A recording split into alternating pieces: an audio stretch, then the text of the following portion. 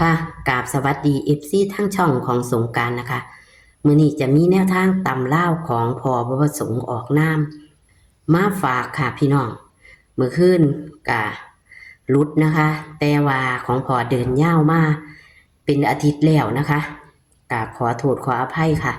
หลุดตามกันค่ะพี่น้องมื้อนี้เอาไม้ค่ะพี่น้องมื้อนี้เอาไม้พอมั่นใจและก็มีตัวมักให้พร้อมพี่น้องเอางวดประจำวันที่23มิถุนายน69ตำลาวของพ่อบ่ประสงค์ออกนามจะเป็นตัวใดเฮาไปรับชมรับฟังกันได้เลยค่ะเป็นน้ำเพราะสามันเป็นน้ำสัญญาณใหญ่กักอันจำมันก็อยู่หม้องเก่าแม่พ่อแต่จังว่าท่านน่ะก็สิเป็นน้ำโทรศัพท์เท่านั้นแหละสัญญาณมันสิตัดของเงินพวกนี้ค่ะเพราะว่าไปเฮ็ดโทรศัพท์มาใหม่น่ะล่ะไปเฮ็ดหน้าจอไปเปลี่ยนหน้าจอใหม่มันก็เลยเขาเฮ็ดแบบใดแล้วประสานบ่ดีเลยยันหน้าจอไม่แพงอยู่ดอกได้ค่ะแพงค่ะเป็นพันเหมือนกันค่ะเฮาก็แก้ที่แหละเพราะว่ามันก็เข้ามาโดนอยู่เดินยาวอยู่แก้ไหมค่ะจะได้กับเขาแท้ๆละหมดแล้วค่ะมีความฝันนำอยู่บ่พ่อมื้อนี้บ่ฝันไม่ได้ค่ะฝันมันฝันนั่นคักเนาะฝันว่าได้อันนี้อันนั้นน่ะรีบเพราะว่าน่ะสุดยอดเลยเข้าเลยอันนี้บอกฝันเลยเนี่ยค่ะเฮาก็เอาเลยบาดนี้เลขในตารางเลยค่ะเลขในตารางมี3มี2มี7 2 7อันนี้มี6มี1มี0มี0แล้วก็มี5ครับ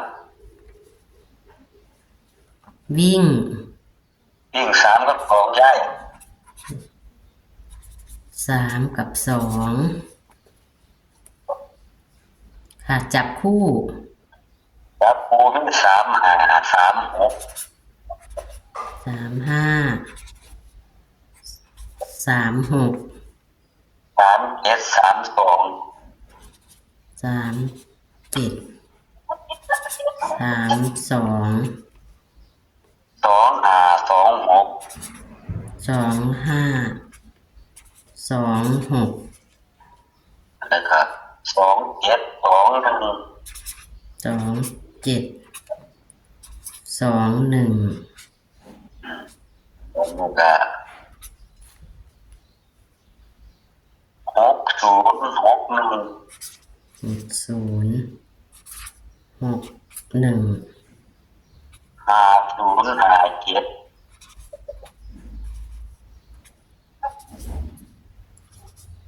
5057ครับค่ะครบ12ตัวครับผม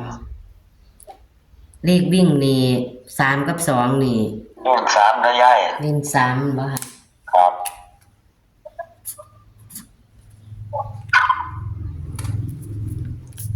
ตัวนิ่นเน้น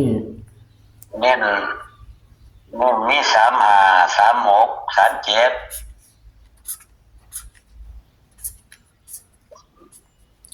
3 5 3 6 3 7ครับ2 5 2 6 2 7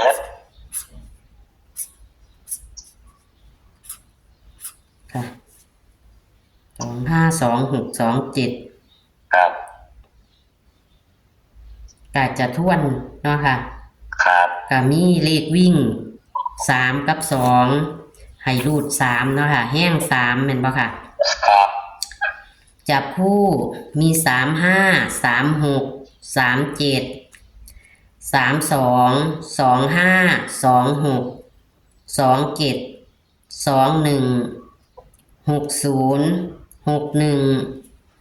5 0 5 7ครับกันพลาดเนาะค่ะพี่น้องก็เลยต้องทวนเนาะค่ะ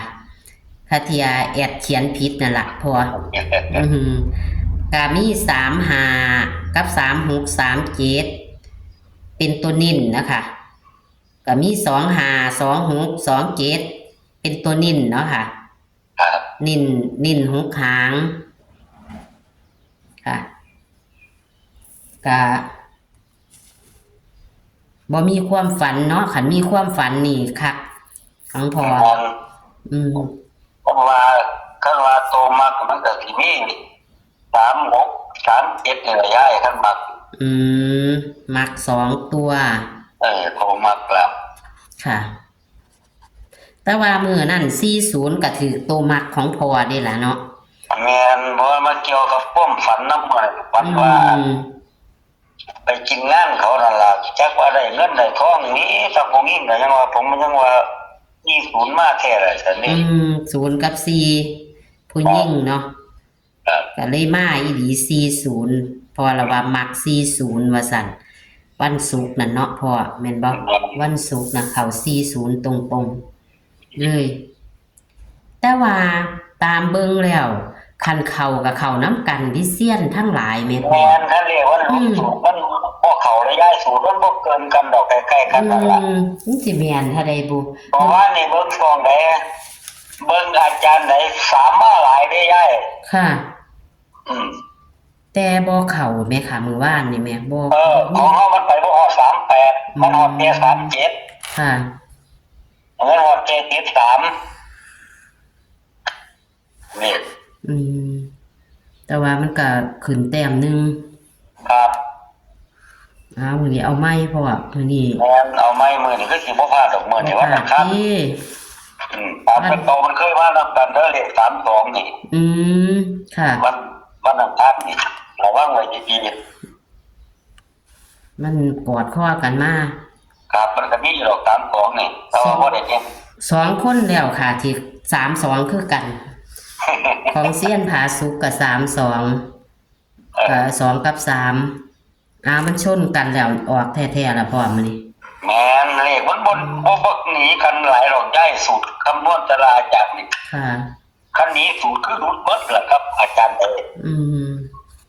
มันก็หนีแล้วเนาะเพราะว่ามันเป็น8มา2ตัวแม่นเพราะว่าเลขเฮาบ่มี8อยู่แล้วครับวันนี้ก็จะขอบคุณพ่อละค่ะบัดนี้ครับผมบอกเม็ดที่แก้มื้อใหม่มื้อแรกคือแก้ละ100%พุ่นล่ะมื้อแรกค่ะพอมั่นใจคักแล้วมักก็มีแล้วตัวมักเนาะแม่นมั่นใจครับอยู่ดอกมื้อนี้ขอให้เข้าตะเก่าก็บ่หลุดพ่อ2มื้อนะเนาะพ่อ2มื้อนะเนาะครับผมค่ะขอบคุณค่ะสวัสดีค่ะครับสวัสดีครับยาย